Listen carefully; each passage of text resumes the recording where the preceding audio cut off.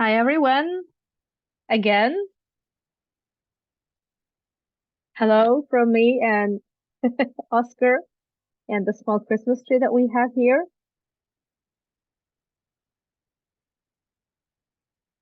Thank you so much for joining. Hi Sharon, good to see you. How are you doing? Hi Andy, long time no see. Hi Michaela.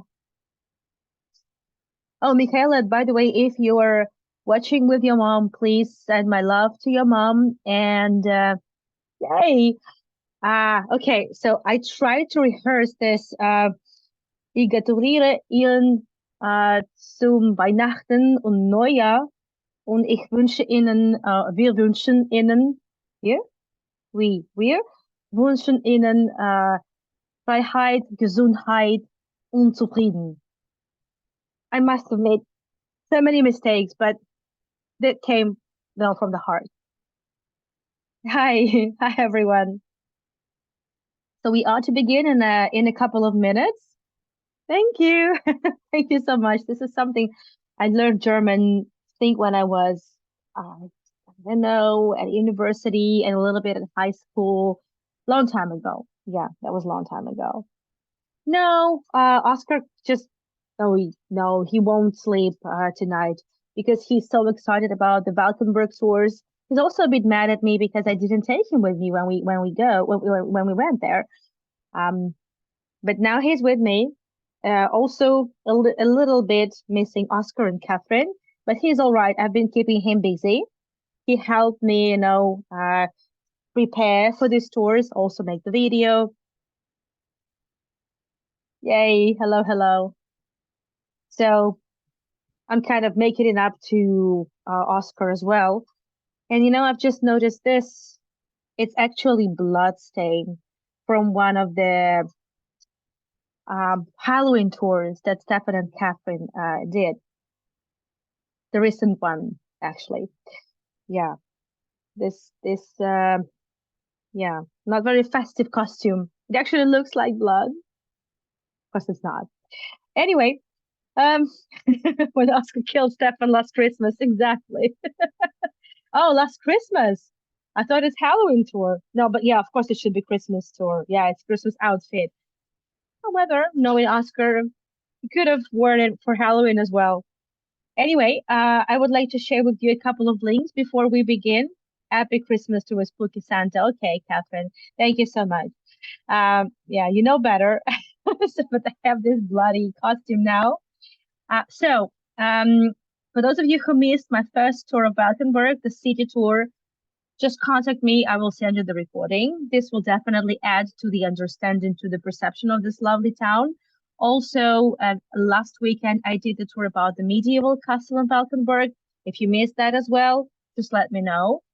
Because I've so these three tours will probably give you better understanding of what kind of lovely what kind of city this lovely place is.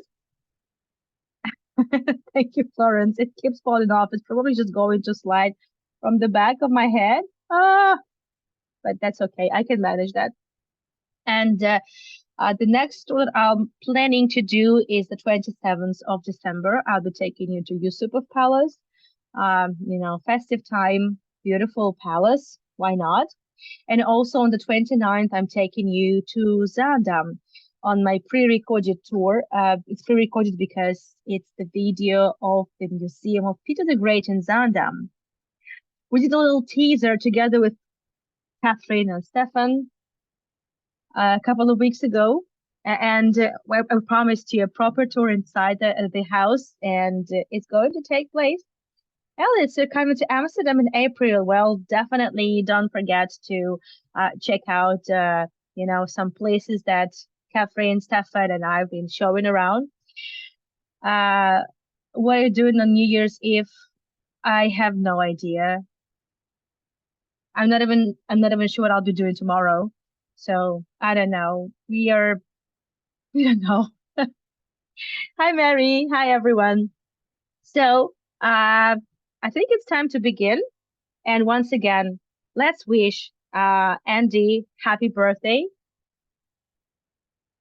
I'm so grateful that you're here, Andy, despite everything that you're going through. Thank you so much for joining. So happy birthday again, and Merry Christmas to everyone who's celebrating. Happy holidays, and I'm wishing all of us peace.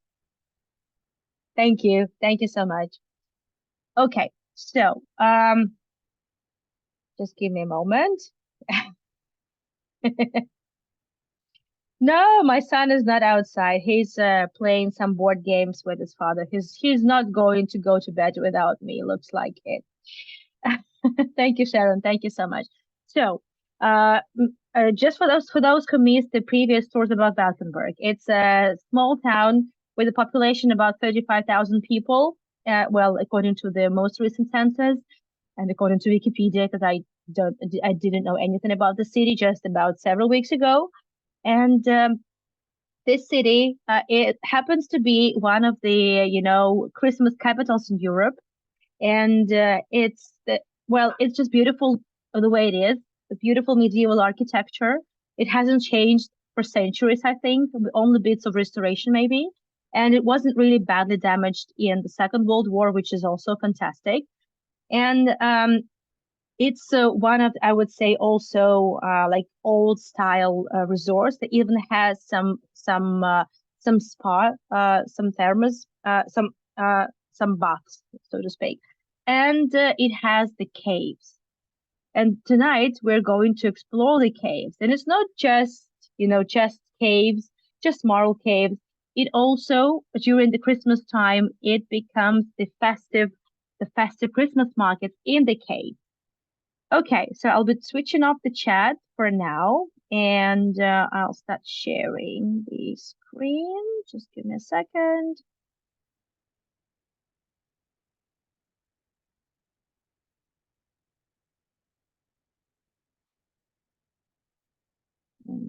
Okay, good. So, what kind of caves am I talking about? As we are on the way to one of the caves, and there are several of them, and as far as I know, three of them are available for everyone to visit. Over there, as we walk past these buildings, you see on top, these are also the ruins of the castle, of the medieval castle that I gave a tour about last weekend, I think. And the buildings here, so these are the old ones, you can easily say that. This is the recent part built, just, added to the building at some point.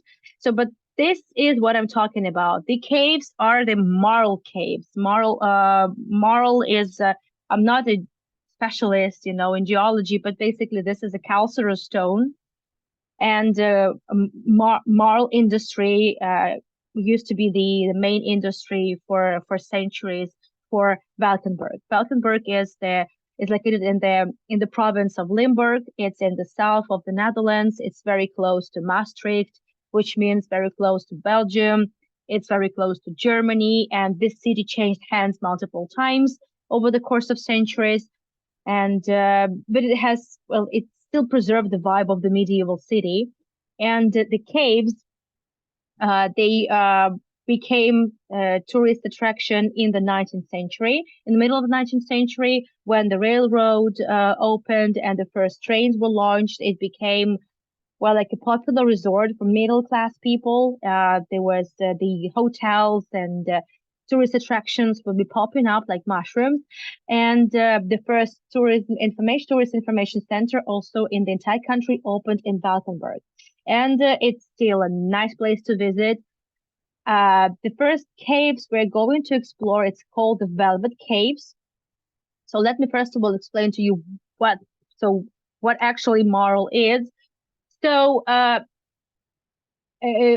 and this Christmas market. So as the market goes, we will see beautiful decorations, but I'll also want to talk some history and some geology, which I hate, but it's fine. I mean, well, I have to do this. So imagine some 80, maybe 60 million years ago, the entire place, the entire Limburg, was just the tropical ocean. And all the fishes, all the sea creatures that lived in that ocean would die, and then lay on the bottom of, and this residue under the pressure, well, and all these, dead bodies of all the sea creatures and fishes would be under the pressure. They would eventually become a sediment, and so this formed exactly the marl. This type of a calcareous stone. So the calcium would come exactly from the skeletons, from the remnants of those sea creatures. And this is how these caves were formed. The marl is basically the entire city stands on this on marl, and the caves. Well, the marl industry was the main source of income for the city, and also the main source of construction material. So almost all the houses were made have been made were made from marl. Also, those in the also the houses in the entire province. The same worked for the castles, and for those who are planning to visit Valkenburg, just make sure you visit more than that castles you can actually visit. Uh, Probably it's worth taking a car, renting a car for a day, maybe for just half a day, to see more than just the small city. But it has a lot to offer, even just like this. Okay, so I hope everything is working okay, and you can hear me, you can see me well. So, uh, but in the 19th century, when I said that all of a sudden it became a tourist center, recreational center of the Netherlands. So the local enthusiasts wanted to, prepare the city for this and make it more interesting for visitors. So they had caves that they were no longer using, for marl industry. Because they were like already too big, and the marl had already been taken from there. But they had the tunnels, like kilometers of tunnels. So what they did, uh, they they checked the security, and they asked local artists to come and decorate the caves, make some drawings, and that would be telling the history of Valkenburg, of Limburg, of the entire province, depicting some local legends, some episodes from history.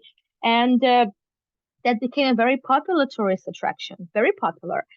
And today, I'm not sure when exactly this tradition started, but during the holiday season, these caves turn into Christmas markets. And like, I lived in Israel for a year and a half, and I've seen many caves. I've seen a cemetery in the cave. I've seen a town in the cave, but I've never really seen a Christmas market in the cave. Well, now I have seen it, and it's lovely. It's very special, and this is just both educational and entertaining, because as you walk through the caves, you also see those beautiful um, uh, drawings on the walls, and you learn as you go. So, as I said, that there are 3 caves you can visit. We visited only 2 of them, but it already gave us a lot of understanding of actually what kind of city Valkenburg is. You will see also some local artists, and also vendors from Europe, selling, of course, some delicious foods, and a lot of Christmas themed items like socks, elves, all things, like all sorts of things. Basically, it's a very very Christmassy place.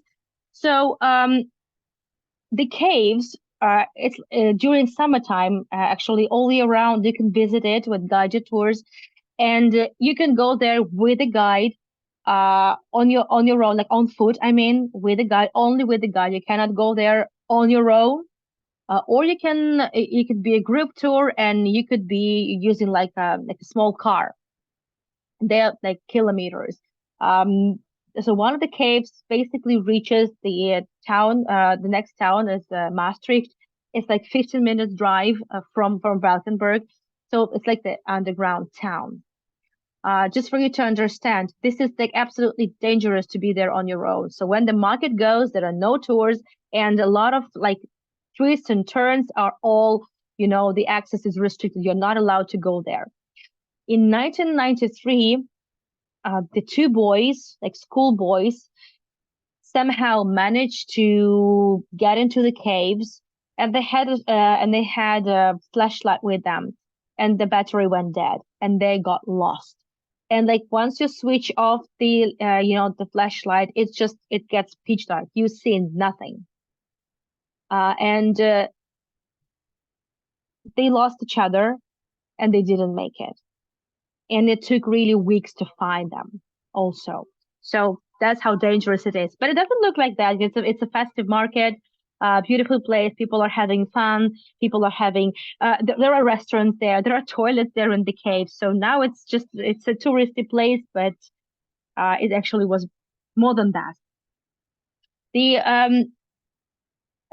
one so the cave that where we are, the Velvet Cave, is connected with the castle that I just mentioned, with the medieval castle. Um, the drawings that we will see, all of them were made like in one and the same manner. So first of all, the the part of the wall was like polished, was well, just was supposed to be like absolutely smooth, and like this one, for example. And then it would be covered with charcoal. It would be just it would become absolutely dark, like really black, and blackened with charcoal.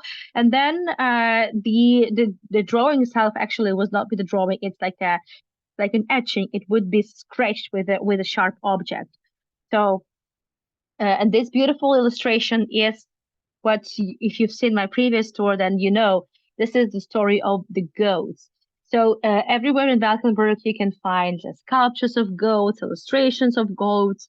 Also, what I've noticed, Valkenburg has about 30 ads, from late 19th century, early 20th century, like in Art Nouveau style, just different ads, of cosmetics, some shops. They're in perfect condition, restored and looking great. So very, really, like very special vibe. And the goats, they are everywhere. So I mentioned the legend. I'll just bring it. I'll just mention it briefly. So there's a legend from medieval times of the demons, attacking the cities, riding goats, and like stealing people's souls, killing people. And then in the 19th century, there was like local gangs that just decided to use that that very old myth. And this is how they just would rob people. They would just attack. It just all happened in Limburg, in the entire province, and Valkenburg as well, of course. And they would be uh, so this is exactly the story. So the local gangs would be taking goats. They probably stole it from somewhere, or maybe they had some goats. They would cover them with phosphorus, so the goats would glow in the dark. So you see the goat is really glowing there in the dark. And they would, let's say, come to a village, or Valkenburg, or some other town or village, whatever, and they would start making noise. People would come out of their houses. They will see those goats, thinking, "Oh, those are exactly those demons attacking them," and they would flee from their homes. They would flee to some safe spots, and this is when the gangs would attack them.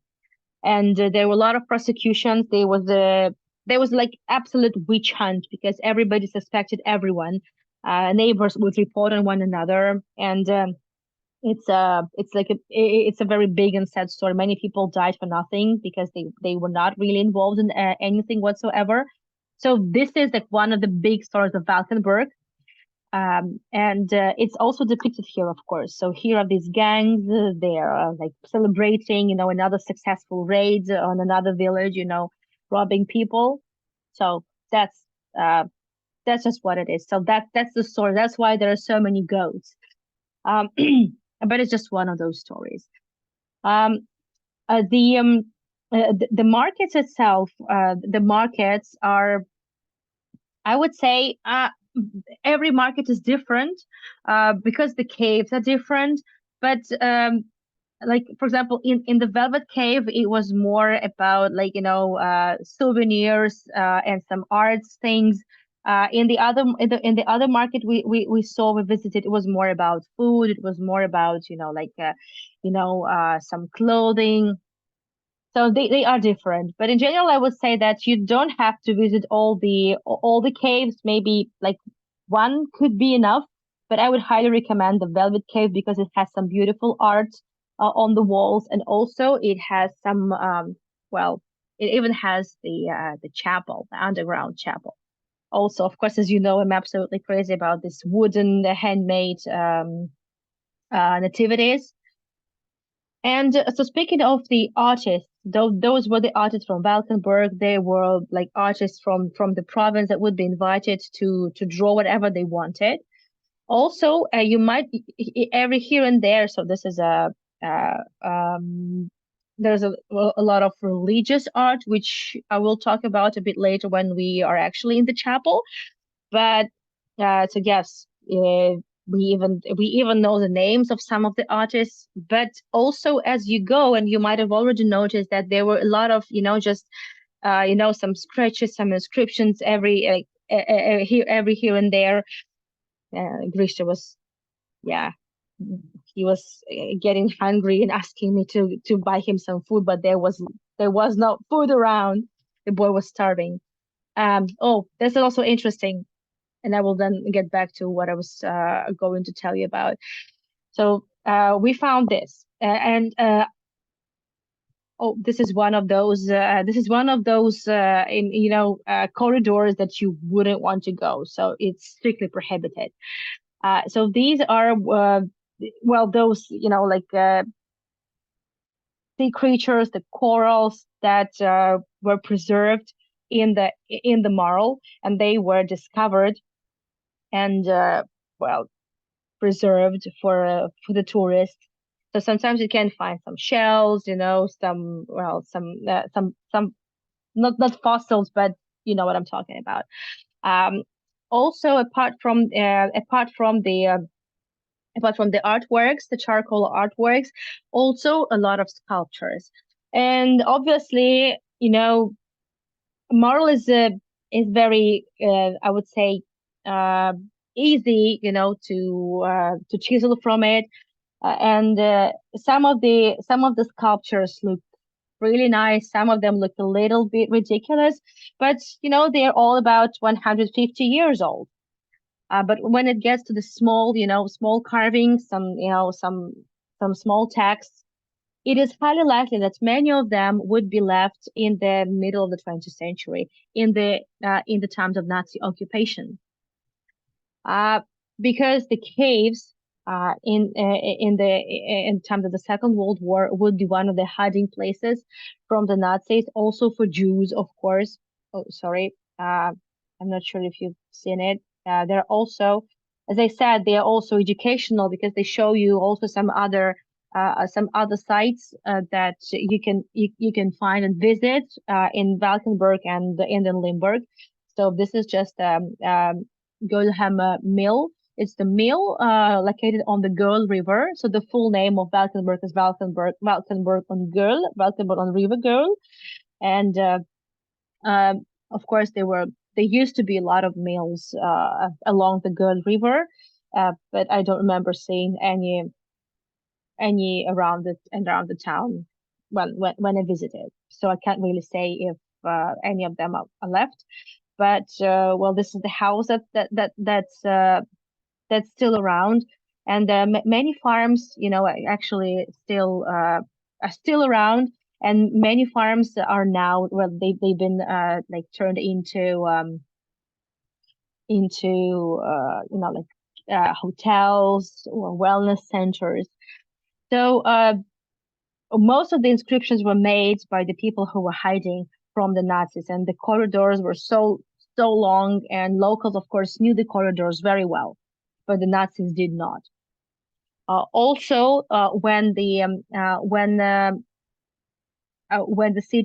town was liberated in spring of 1945, it was liberated by the Americans, by American army, and the American soldiers spent a few days in Valkenburg, and they also visited the caves, and the locals depicted, the some of the officers. They just made portraits of some of the officers in the caves as well.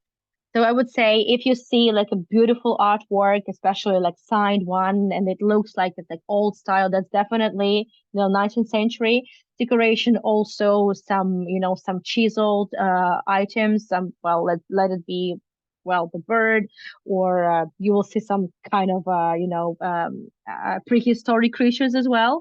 So this is mid 19th century, and then some smaller inscriptions. It's of course the 20th century, and uh, as I said, the city was not really damaged in the Second World War.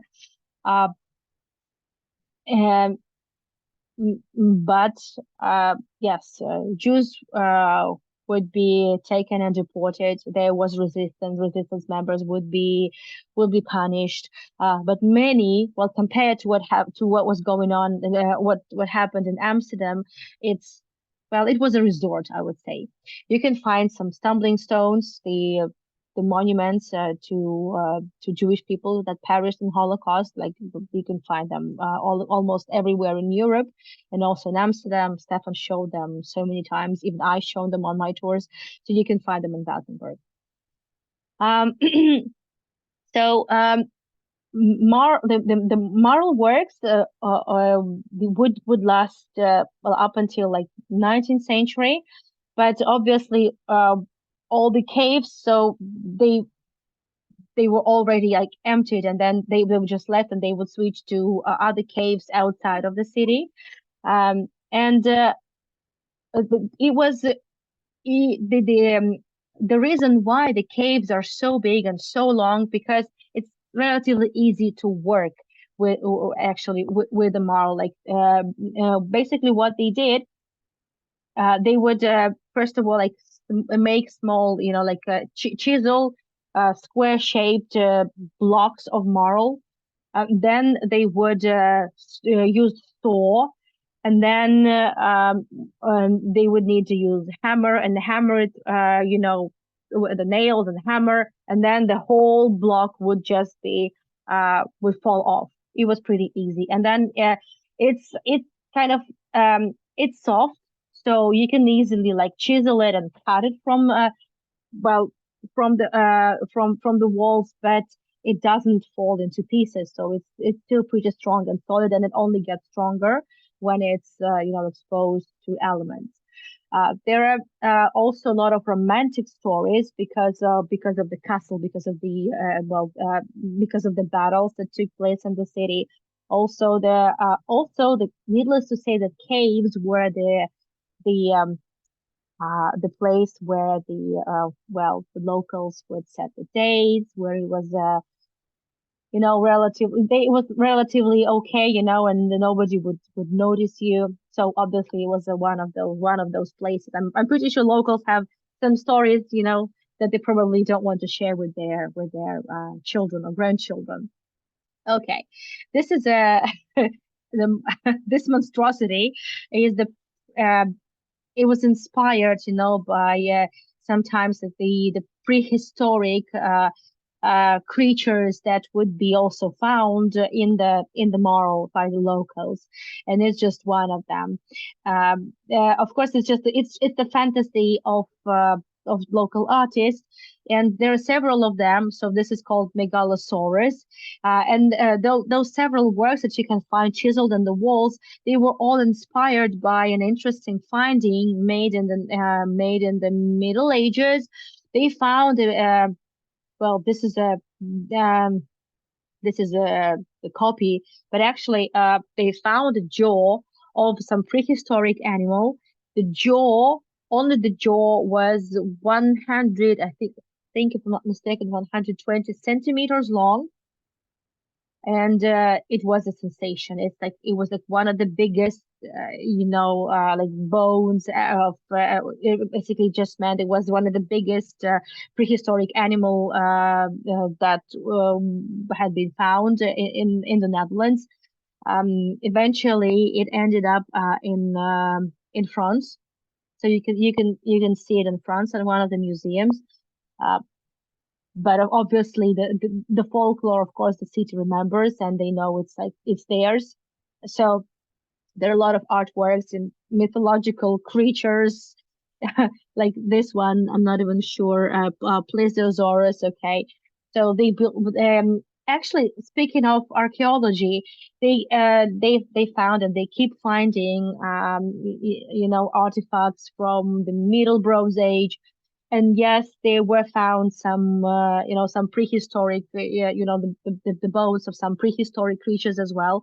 So they keep finding it. Obviously, with such with such heritage, there's like a lot to be proud of. So no wonder that the locals were well had a lot of inspiration. Obviously, in the Christmas markets, you'll find uh, nativity, different kinds. I've seen porcelain ones, I've seen glass ones, the wooden ones. This is just a big one. And there is even like an exhibition in one of the caves with all the the entire nativity made from marl, but this is like it's like relatively modern marl, I would say. And you see the cross there. You see you'll see some quotations from the Bible as well. These are not new ones. These are the either the ones left in the Second World War times or in the end of the 18th century, after the Great French Revolution, which we will talk about shortly. And well, unfortunately, some of the artworks would be hidden from us because of the market. But I have some photos as well to make it up to you. Okay, let's have a short Q&A, and then we'll continue. Um,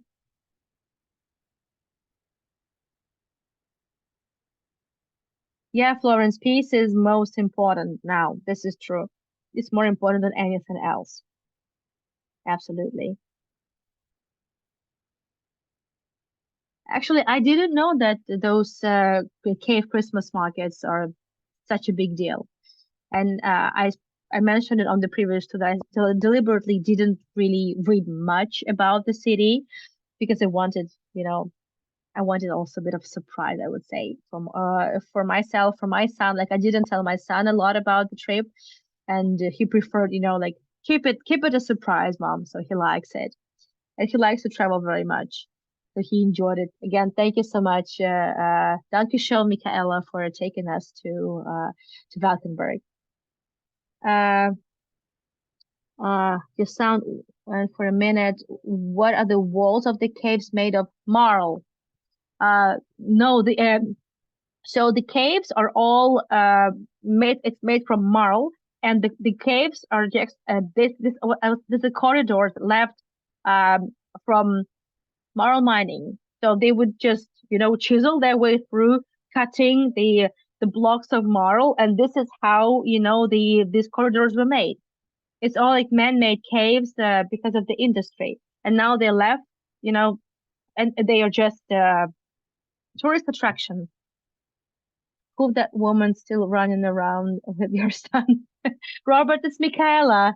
Michaela, she's one of my most seasoned viewers from Hago times, and well, she also visited, made a surprise visit to Amsterdam in October, and then she also invited me to Valkenburg, so we met twice.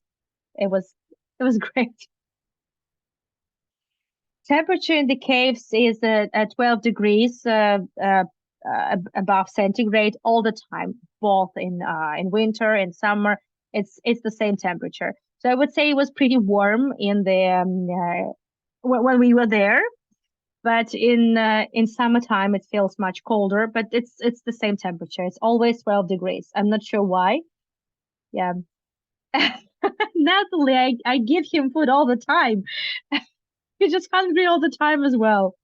And well, let's say when you're in the markets and everything smells glue wine, some well, they didn't cook of course, the worst there in the caves, but it smelled, different spices, nutmeg, and of course, it just Yeah, we all were hungry.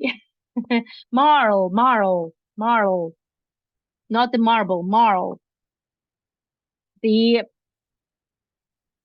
it's a calcareous stone. It's made of the it's a sediment stone, made of the how shall I put it? Of made of the residue of the sea creatures that used to live in this tropical ocean that was everywhere in Limburg and basically the entire territory about 60 million years ago, from 80 to 60 million years ago. So under the pressure of water, all these, dead sea creatures, eventually all what is left from them just turned into this calcareous stone. It's sediment stone. My son is 7 years old. Yeah, it's like chalk. It's it's not just chalk, but it's a chalky kind of stone. Yes. Yes.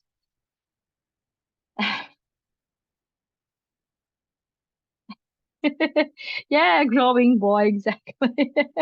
Yes, I was hilarious running against the wall on great hunger. So if you see him rolling against the wall, so it's either sugar rush or hunger. I don't know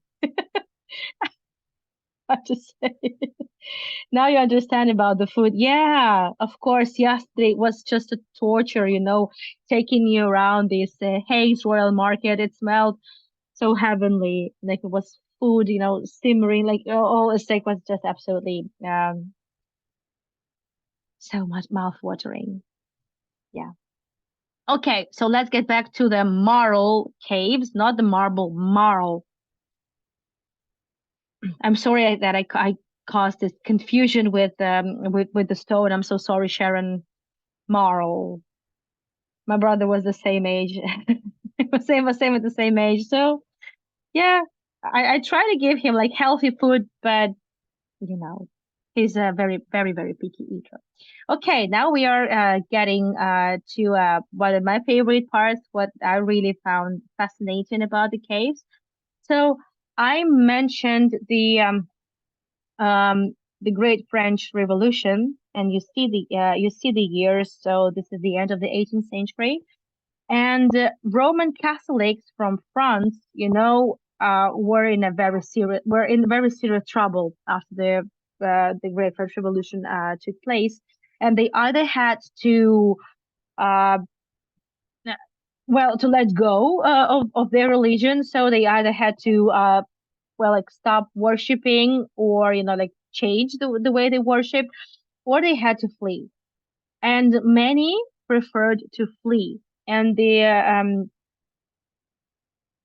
so they found those caves very useful. It was so useful that they actually established the chapels in the caves, and they even made if on the walls they even made the list of names with all the big well with all the priests that would be carrying on with this services in the chapel, and there were like hundreds of people that would be hiding in these caves and would be secretly worshiping, like uh and the prayers were regular, and obviously they turned this cave, like this section of the cave, they turned it into a chapel.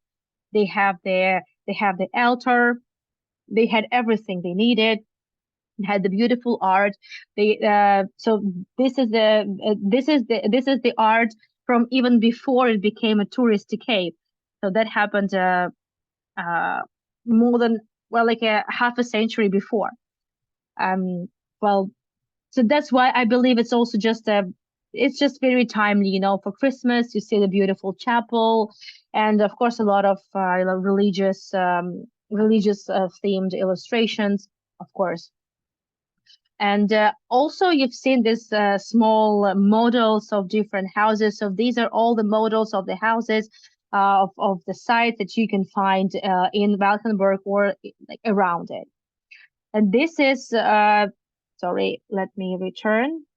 So just a second.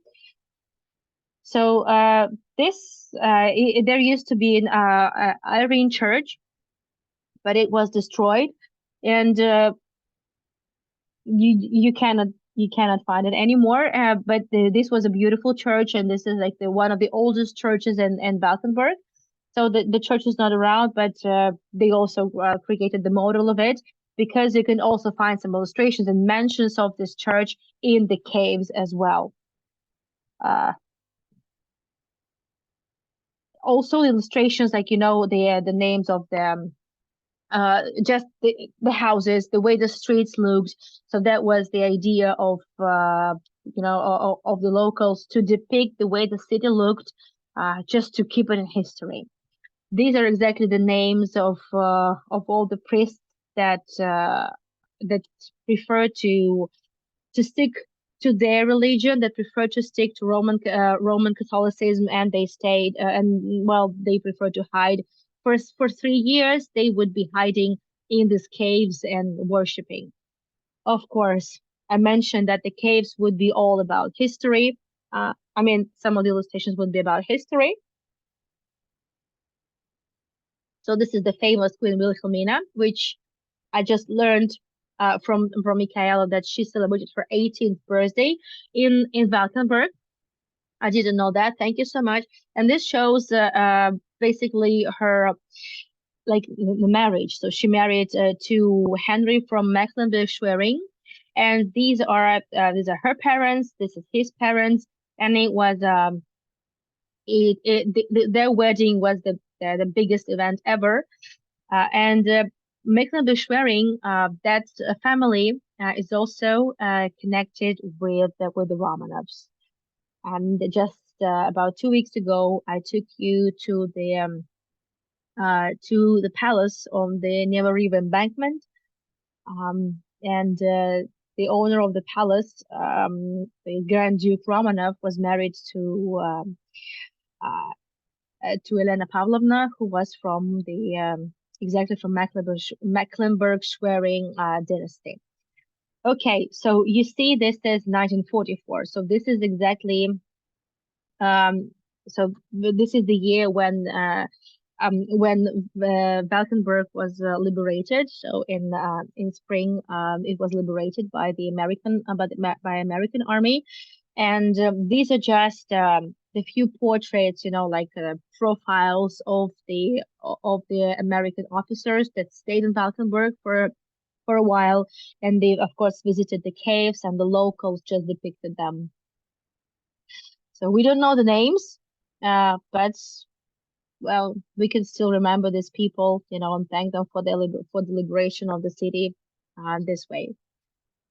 Um, so there were a lot of no different, like photo stations that Grisha liked very much, and he was so tired. But I mean, like, this video is very short, but actually I think we spent about an hour there, and we didn't really like stop much. We didn't really do much shopping. I didn't really buy anything apart from sausages.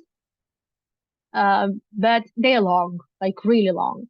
I love this illustration. So this is the famous Valkenburg Castle, the way it looked before it was destroyed in 1672, and it was destroyed and multiple times and rebuilt.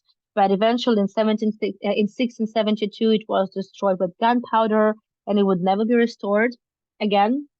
But this just shows you how huge it was, and it was a beautiful landmark, and it was one of the most inaccessible castles and fortresses in the entire province. And this just shows you the way the city looked. So there were several castles, if you remember, and they were fortress walls. There was also a moat protecting the city. This photograph I showed on the previous tour. So and I also mentioned that the castle had the system of underground passages, and in the middle of the 19th century, like, well, people knew there were legends, from the medieval times, that of the ghost knights of Valkenburg, uh, because they managed to like. I would say it again because I know that some of you didn't watch the previous tour. Um, So why they were called ghost nights? Because after, well, imagine that this castle was very difficult to actually attack, and basically what the enemies would do, they would besiege the town, they would besiege the castle, but the knights where they knew what to do, they had a system of tunnels. It took them some time to, of course, to dig them, but they did, and they go really like deep, some 15 10 meters deep underground. And then all of a sudden, so they were so long that they would eventually take the ghost knights into the in the middle of the enemy's camp, and then they would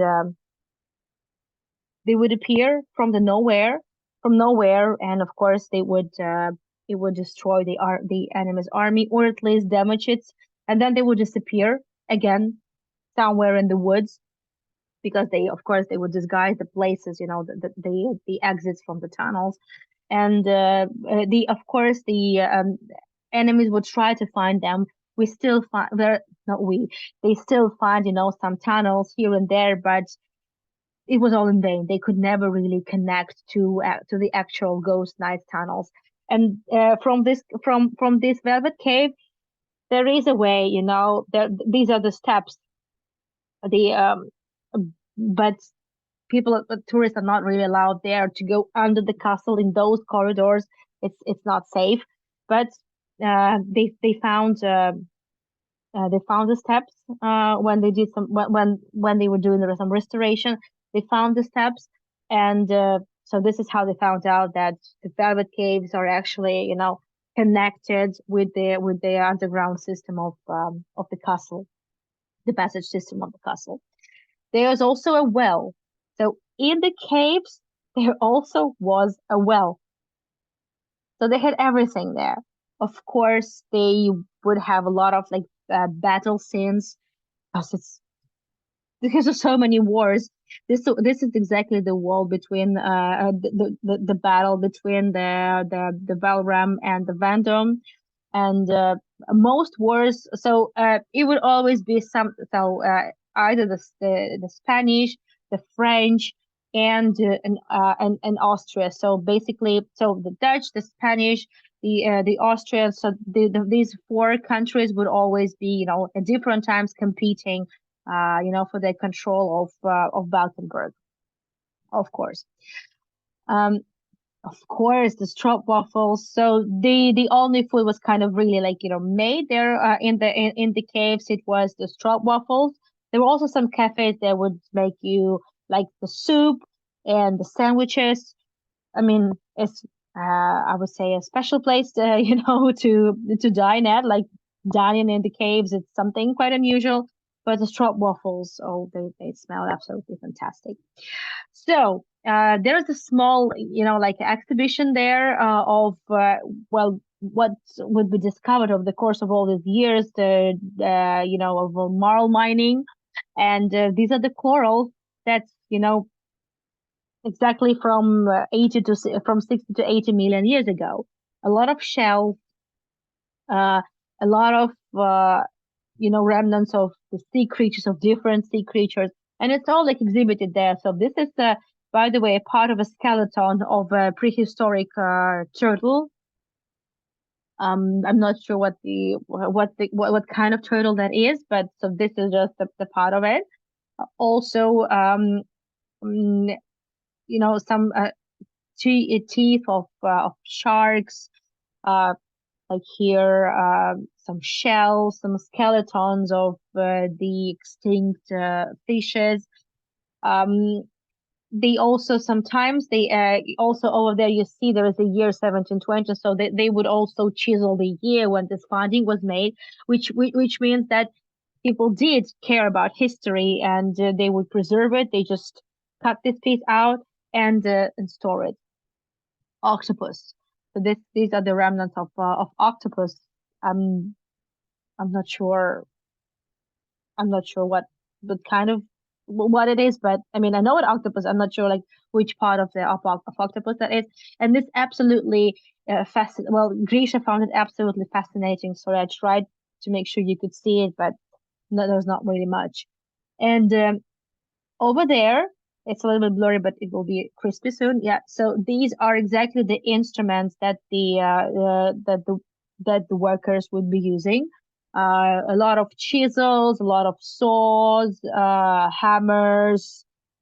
Yeah, basically this was it. And they really didn't need much because it was, as I said, pretty easy to work with marl. Um,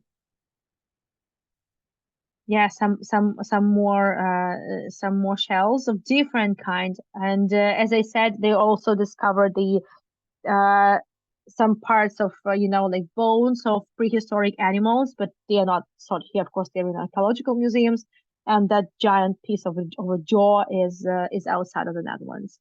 Um, so Grisha was absolutely wiped by the end of the cave, but he kind of brightened up after he saw those that exhibition of the findings. This is the I would say the portrait of the worker, and you can actually see the here. Can I just put this bar somewhere, move it somewhere here?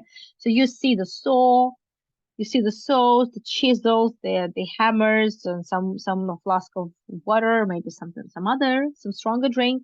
Yeah, he's just chilling. And Of course, there are like a lot in the local folklore about about the moral, about the industry, about the workers, obviously. So we're leaving the Velvet Cave, and also included a little bit of the second cave. It's called the Gemeenter Grot. It's like the municipal the municipal cave. And I'm not sure if it's the biggest, but I think it's the biggest. It has the biggest number of different photo installations. And this is what Grisha really liked. He will be running from one place to another, taking photographs, selfies, filming me, filming Michaela. Um, I'm just so happy that he didn't make me buy anything. By the way, during the year, I mean, it's just it's just a cave visit, and you pay for the guided tour, or if you have museum cards, it's really great, so you don't need to pay for the entrance. But for Christmas time, you need to pay to visit the caves. And like one of the caves was 90 euros, the other one is I think 13 euros, and so it's quite costly. And then you can also, it's just an entrance, but you treat it not just as a market, but it's a absolutely unique experience. And as you see, it's also a bit of an art gallery, a bit of archaeological museum, and some some street art museum maybe as well. Sorry, that was a bit blurry. This was Krisha filming. I actually like this very much. These baubles. You see, they are transparent and they have something inside. So these are the notes from the people, from the visitors, who would write down their wishes. It costs like €1. They write down their wish and they place the bauble on the Christmas tree. I hope their wishes come true. So this is just one of the I think altogether there is like a dozen of these different installations, for for photographs. And I think Grisha used every one of them at least twice. And he did a lot of filming in this cave, so I'm sorry if it's shaky, if it's too quick, but that's because my cameraman uh just wanted to have his fun. Um, I really like that one. So these, by the way, so these are the icebergs, but they are all made from marl. And I'm not surprised why the previous cave is called the Velvet Cave, because marl is very soft and you can make whatever you want from it. So it does look a little bit velvety. Here, Grisha was writing the letter to Santa, and so I asked what he wished.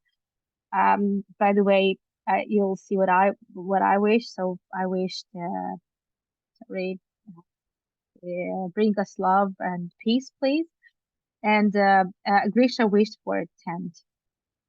I'm not sure what kind of tent he was wishing for, but I kind of asked him whether it would be okay to wait a little bit for Santa to deliver it, elsewhere, so we would need to pay for for extra luggage.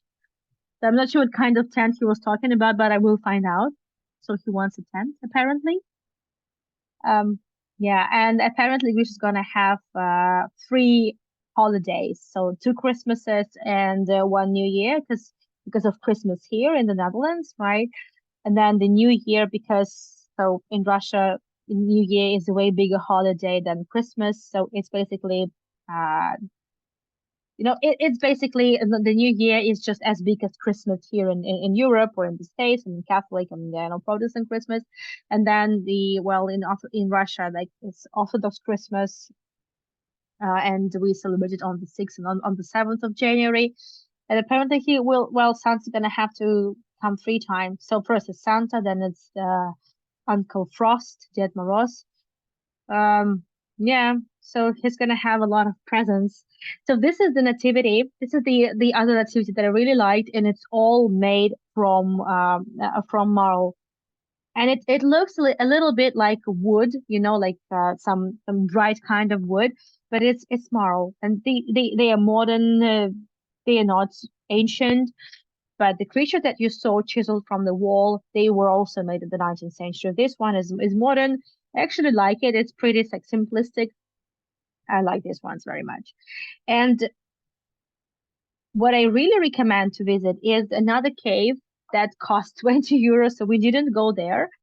Um, the other cave, I don't remember the name, but in that cave, you can actually see the entire night watch made from marble.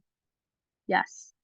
Um, but from what I found out, actually, that the best cave if you want to see the 19th century art is exactly the Velvet Cave. So we've seen the best cave, and it was the first cave we visited, and I enjoyed it immensely. So we also got to know more about the city of the history of the town.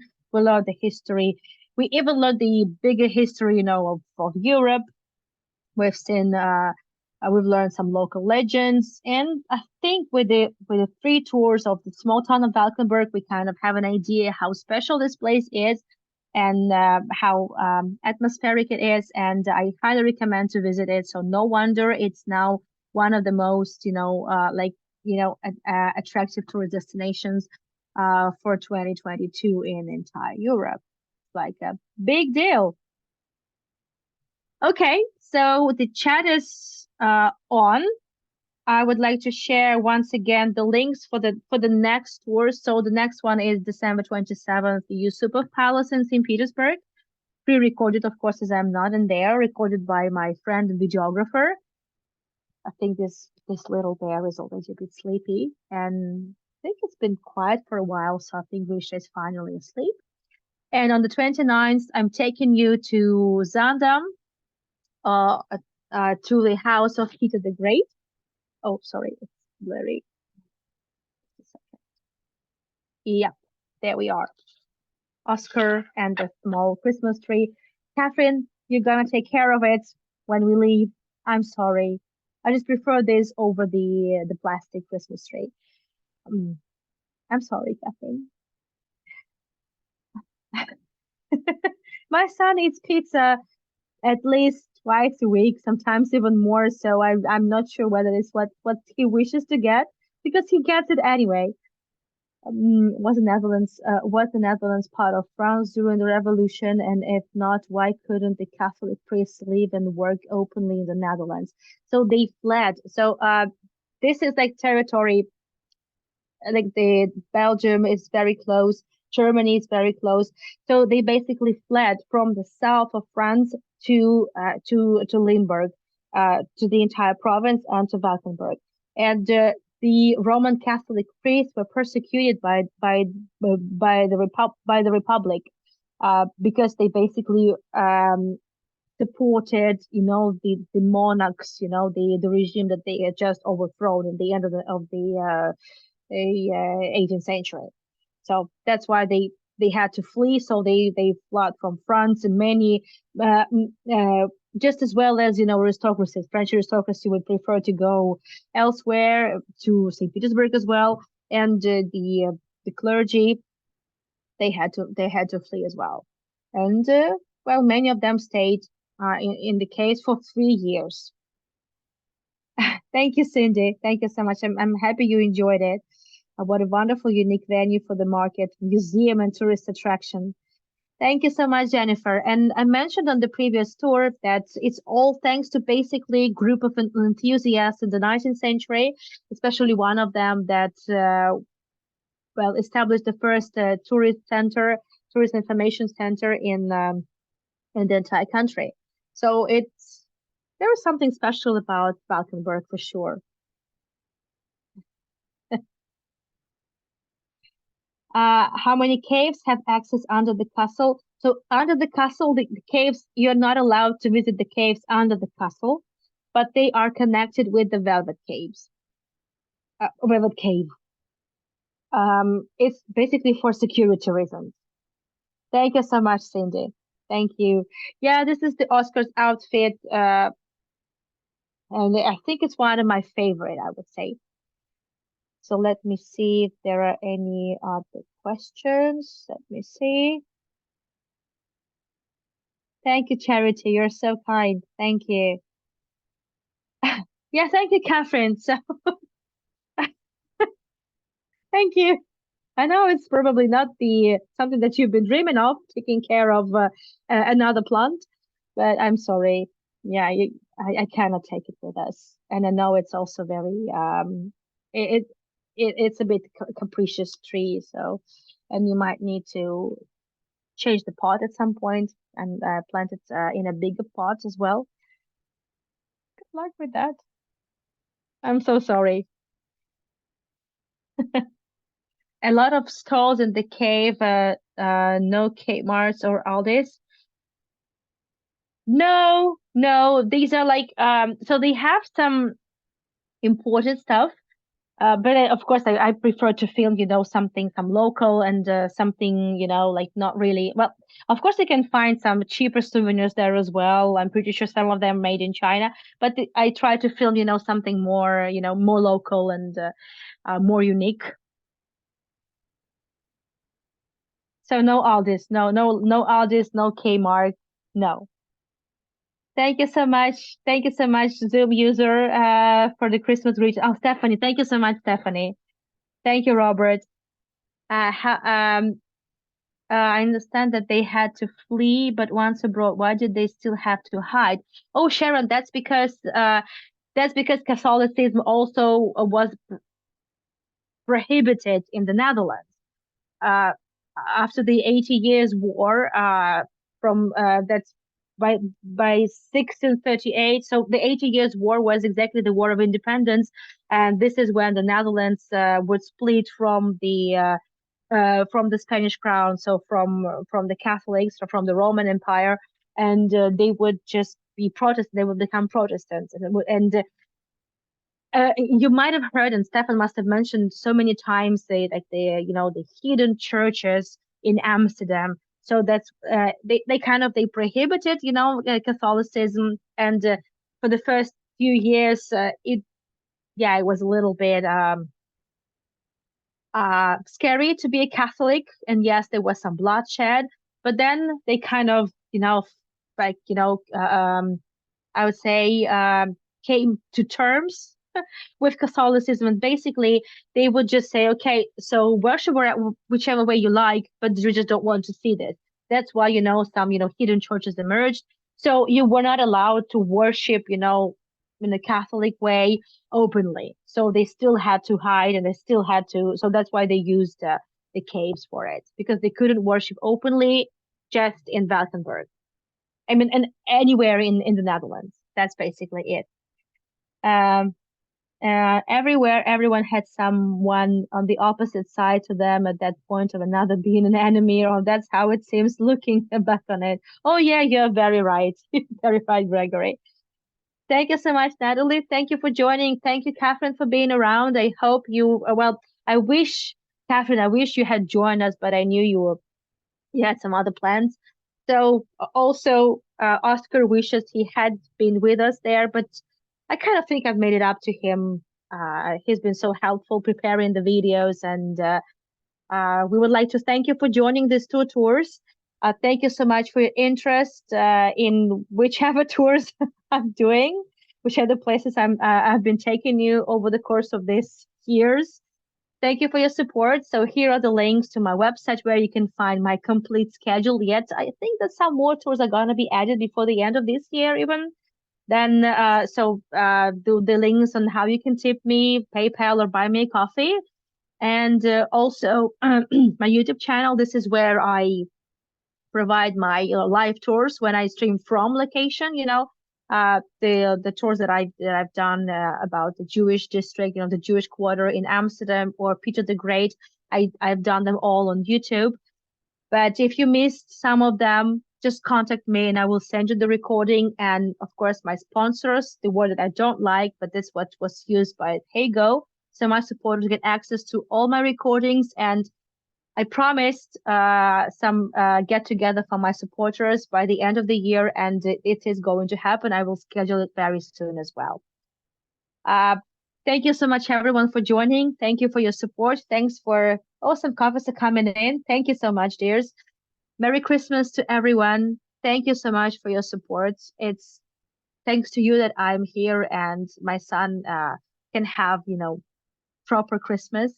I'm not in a very Christmassy mood myself for obvious reasons, but I'm happy my son is safe and he doesn't have to hear the sirens that are still, you know, that are still happening in Israel. And thank you so much for everything.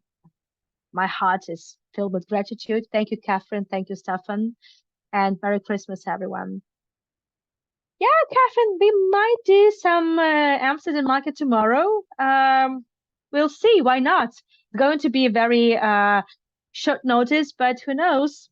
We'll be happy if you join. We'll let you know tomorrow. It's been so good seeing you smile. Thank you, Sandy. Thank you so much. Thank you. Yeah, this hasn't been easy. Yes, Sharon, it was horrible in Ashkelon today. Yeah, they didn't have sirens for about a week or so, but then a few days ago and then today, and they had to change. So they kind of got back to like normal education, like normal schools, like no Zoom classes for one week, and now they had to again make adjustments because many parents are just not willing to let their children to schools, and kids stay in safe rooms all day long, and every day they practice, running to safe places because they only have like 13 seconds to hide before rockets actually reach Ashkelon. Where are you physically right now? Carla, we are still in Amsterdam, but we are leaving in January, in the second week of January, we're leaving. I won't tell you just now. I'll probably throw some surprise tours when we are in the new location. As of now, we are not going back to Israel. I just cannot, and we'll see. Yes, Robert. Yes. Thank you, Sherry. Thank you so much. Thank you, Carla. Thank you, everyone.